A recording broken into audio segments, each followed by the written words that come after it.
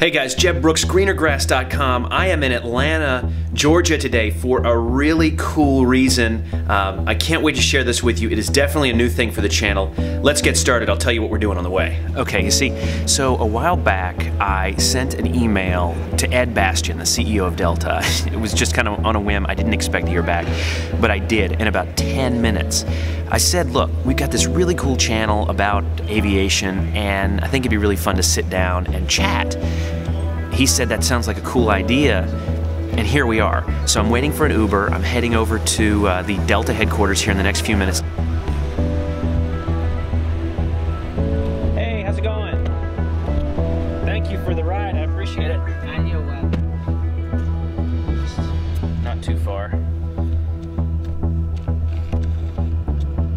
So as you can tell, I'm really excited about this interview, and if you are too, or you like aviation, it might make sense to subscribe to this channel because there are tons of videos that I have and I will continue to share with you, so I'd love for you to do that.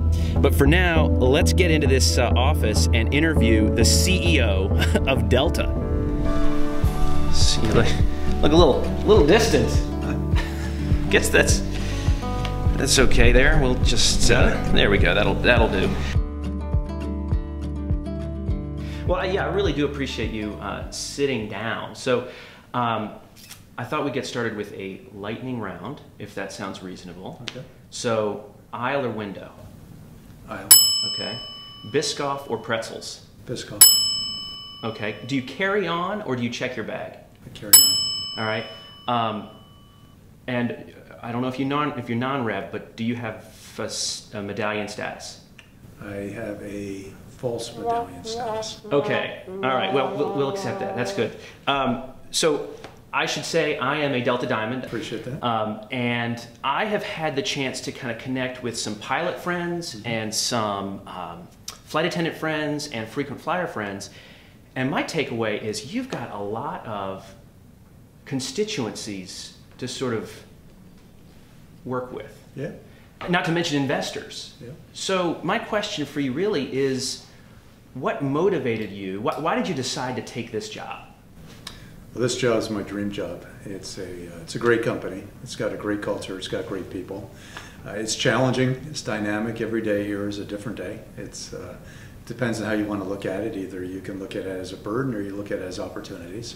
I look at my team and I look at the things that we get to do around the world and make a difference in the world, and I get jazzed up every single day. So you mentioned the people, which makes me think about the Delta difference. Yeah.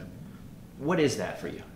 Delta difference is the people. It's the culture. It started with our founder, Mr. Woolman. He always spoke about the service from the heart and how that fell into the DNA of the organization, and that's what we continue to reinforce. I talk a lot about how customer service organizations are very obsessed with focusing on the customer, and we do that too, but the way we do that is we obsess on our people, and that from a leadership perspective, which gives them the opportunity, the tools and the support they need to obsess on taking care of customers. That's what I spend all of my time doing, is largely with our people. When I'm out in the field, which is almost on a daily basis, I make certain I'm very visible and accessible, and they feel that support from me and our leadership team. And when that comes through in terms of service from a customer standpoint, you know, it's the people that matter. You know, we talk a lot in this industry about all the technology and the fancy planes and the investments we're making in airports. Everyone's doing that. The thing they can't replicate are the Delta people, and that's what stands out amongst our company, and I think that's what makes a difference for our customers. I agree with that. I mean, you know, I love the A350. I had the chance to fly on the very first A350 flight, but an A350 without a great crew is just a hunk of metal. Exactly. You know, there's a line I once heard, I used in my own business, that companies don't grow, people do. Mm-hmm. And I think that's what I've seen in my sort of span, I guess you'd say, with Delta, is just how much you've sort of elevated yourself, and I thank you for it on behalf of those frequent flyers. But let's turn our attention to the people that aren't frequent flyers, the people that are out there trying to decide which airline to fly with. What's the reason somebody should choose Delta? It's for the people.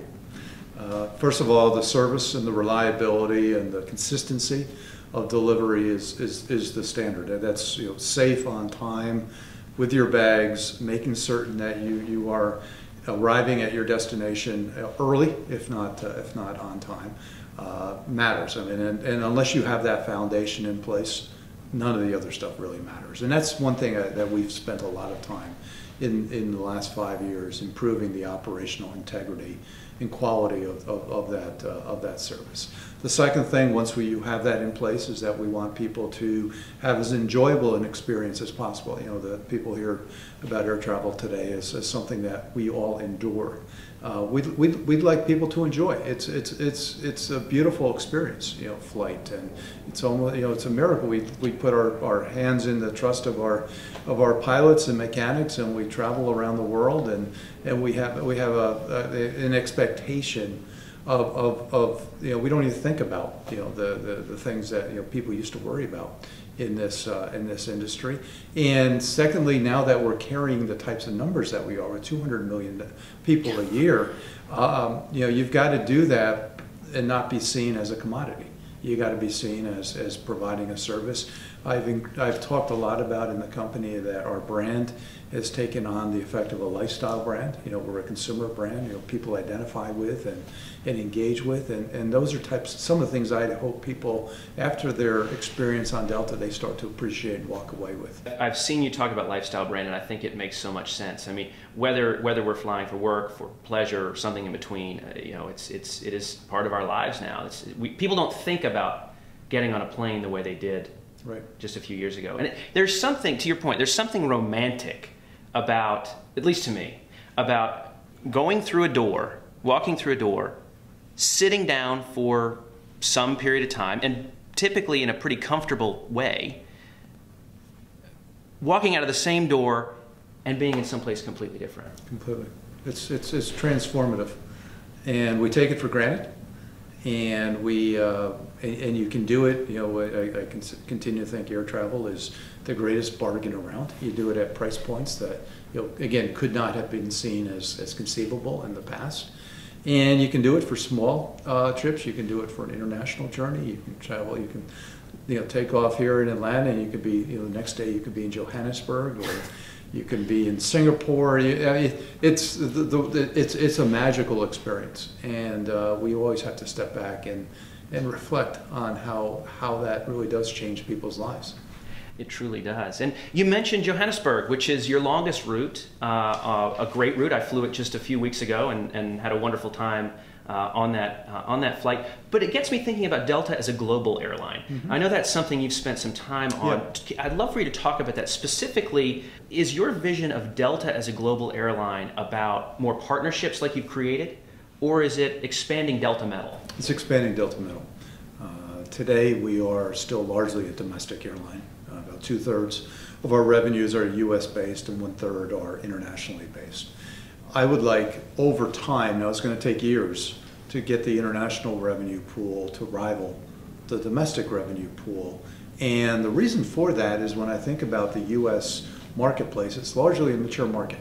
There's not many new destinations to find or new schedules to go and explore. We carry more people because we have bigger aircraft, not necessarily more departures. We have bigger airports that we still fly, though, through the same congested air traffic control systems, and which I don't see changing anytime soon.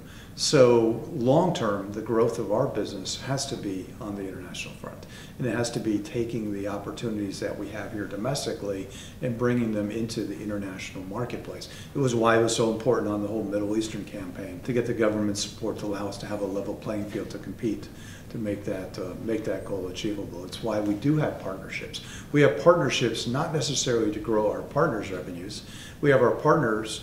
Our partnerships there to grow Delta revenues, to be able to sell us in market, and in turn, we make them stronger too by providing them opportunities and access to our markets. I tell our people all the time that I don't get paid based on how Air France is doing or Mexico or Korea. I get paid on Delta revenues and Delta metal, which is what we enjoy the most. So, but there's a give and take, and and there's got to be an equitable share of growth. And I know our customers, particularly our U.S.-based customers, always much prefer when they see the U.S. Delta metal showing up versus a partner aircraft, and those are things that to me motivates us in terms of decision making we take. So if I tease out what you're saying, we're going to see more routes, we're going to see more frequency, we're going to see more wide bodies. I mean, all these kinds of things are in your vision. All of the above, but again, the foundation to making that happen is having strong partners around the world that can be putting their customers on our aircraft. We estimate, Jed, probably about 40% of our wide-body fleet would not fly today if we didn't have partners. Really? Put that in a simple, straightforward way. 40% of the seats that you fill on... Collectively, and it depends on market, but collectively are being supplied by our partners. Wow. So as you think about partners, this is probably a completely unfair question, and tell me, and my feelings won't be hurt. Is there a partnership that you look at and you say, I want everything to look like that? Is there some partnership out there that's just functioning at a high level? I think they're all great. I thought you might answer that way. They're great. They're different. I mean, they all are unique, and they're in different stages of evolution. I'd say clearly our European partnerships are the most advanced and most developed. Virgin Atlantic is the one that's closest to us. 75% of their flying is into the U.S., so it's almost an adjunct of our company. Air France KLM is the longest, it's 25 years, and that's deeply integrated. And we do almost half the flying we do is almost exclusively to CDG and to Amsterdam. So we're bringing a lot of traffic flow there. Korean is new. Korean is incredibly exciting. Korean's going to provide us the new opportunity to potentially move out of Narita and move over to Seoul. And Latin America is early. I mean, it's volatile. Any U.S. business that does work in South America, Latin America knows that there's still a lot of challenge down there. But with Air Mexico and Gol, we have great partners to work with. The Korean, specifically Seoul, do you foresee that in the future being like a Narita, sort of an international hub for Delta, or do you see yourselves partnering even more fully with Koreans such that those onward journeys are on Korean airplanes? Well, it's a Korean hub. I'm not sure if you've been to the new terminal. Beautiful. It's beautiful, and that terminal today is only Korean and Delta and Air France and KLM. So and it's a 45-gate facility. So you think about the power of that hub and the 30 destinations into China alone that they serve out of that hub, or the 80 destinations across Asia. We bring customers nonstop into Seoul, and they can go anywhere they want on a one-stop basis through Seoul. Whether or not we operate any flights out of Seoul to some other destinations, if there's opportunities, we would consider it. Right now, we're looking at it, but there's no active plans for that. Got it. Makes sense. So let's shift our gear back to the part of flying that is dearest to me. I guess I can do that, and that's the passenger experience. Okay. So I mentioned I had the chance to fly in the Delta One suites. I am so overjoyed that those are coming to the 777s. That's a great thing. What else do you see in the future in terms of the passenger experience? How is that going to change for us in the next, say, decade? Well, on the international flight, that product is going across our entire international fleet. So once we get done with the 777s, which will be done next year, we're going right into the 764s, and we'll be running them through the 76 fleet, as well as the 330s as well. So that is, by 2021, our goal is that will be the standard across the 160 international aircraft. That's the product that you will be receiving. On the domestic front, there's a lot going on, obviously, with the upgauging of the airline as we're eliminating the MD-80s and continuing to sit down the MD-90s, continuing to grow the 321 fleet as well as the 737s. You're seeing a very different product. You're seeing better onboard entertainment with live TV across most of our domestic fleet at this point. You're going to see it's still hard for me to say, the Airbus 220 yeah. Entering the fleet. I still think of it as the C Series, and probably will call it the C Series still for some time. That will be entering our fleet in the beginning part of next year. That's going to be a killer domestic airplane. It's 110 seats. You're going to have a wider seat. You're going to have larger overhead space. You're going to have an in-flight entertainment product that not only works, it'll be patented. It's a Delta product that we're investing in and building the technology for, and working closely with Bombardier and Panasonic and GoGo to create a unique. It'll be the first new unveiling of that product that we'll be able to put out for customer use. It'll have 2Ku satellite technology that works, and so I think the customer experience that we're seeing, it's not just the product. Of course, it's the service of the people. My own theory around Delta is that, as you know, 10, 15 years ago, the company was not in great shape. Was going through some pretty difficult times, was taking away from customers, was taking away from employees, and the spirit of the company was broken at that point. Once we were able to right the ship and steady it, in the last 6, 7 years, get the merger done, the integration with Northwest, it's allowed our people to once again regain the pride of serving. And we've always had some of the very best people. That's what we've hired for, is hospitality. And when those people see a product that's substandard, and they're hurt by that, and it bothers them, and they actually get more ticked off than the customers do for us putting them in the condition of having to not give customers what they really deserve. Once we got that fixed, and now we're in a position where we're actually delivering the tools for them to do a great job, you've seen the service levels really grow. The morale, the spirit, the smiles on the planes. Our customer satisfaction scores, our NPS, are at all-time highs and continue to grow from here. But it all took getting our employees back on our side, getting them the tools they need to do a great job, and the expectations that they can then build in customer. And you're going to see that continue to grow through the passenger experience. That's awesome. That's all positive stuff. So I'm sitting here with you. I have 3 requests. Okay. No need for any response. Just 3 requests that some of my fellow Diamonds have made. Okay. We would love to see an award chart come back. We would love to see a regional upgrade certificate, which is a Diamond benefit. We'd love to see a way to do that online. And more than anything, we'd love to know, and I think this is going to be like the other question, you're not going to give me an answer, what is your favorite airplane? They're all my favorite. I have to say I'm partial to the 757 because of what it's meant to the company. At one point we had over 200 of them between Delta and Northwest. It's got great utility. It's a comfortable airplane. I think we're all sorry that Boeing stopped producing it. But it's whether it's the 350, the newest evolution, or I love flying on our new 321s. Yeah. And the C Series is gonna become a popular airplane too.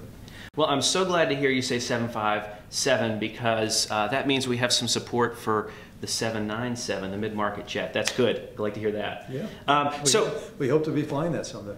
Fingers crossed. But I just want to say thank you so much for generously giving your time to the channel. We all appreciate it. I certainly hope we can do this again sometime. Yeah, this was fun. Well, awesome. This was fun. I appreciate your loyalty, and to all your Diamond members, I thank them all for I registered your questions, and some you'll get some good news on, some you may not. We'll find out, but fundamentally, you guys are the ones that keep us in business, and it's the investments that we're making in the product and the experience that you're going to continue to see that's going to keep you loyal, and it's going to keep you at that Diamond status, hopefully for a long time to come. We're investing like never before.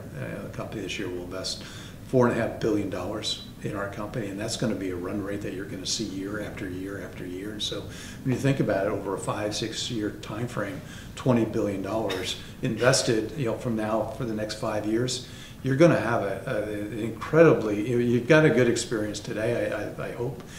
It's going to just continue to get better, and it's hopefully going to continue to separate us from the pack. Well, I look forward to continue flying with you and sharing more videos like this one on YouTube. So if you liked it, please click that thumbs up button. If you didn't like it, click the thumbs down button twice. And Ed, there's something I always end my videos with, and it's something I'd love to hear you say. It's simply, see you in the sky. So turn it over to Ed. See you in the skies. Thanks for watching, guys. That's awesome. Thank you so much. Easy enough, right? Easy.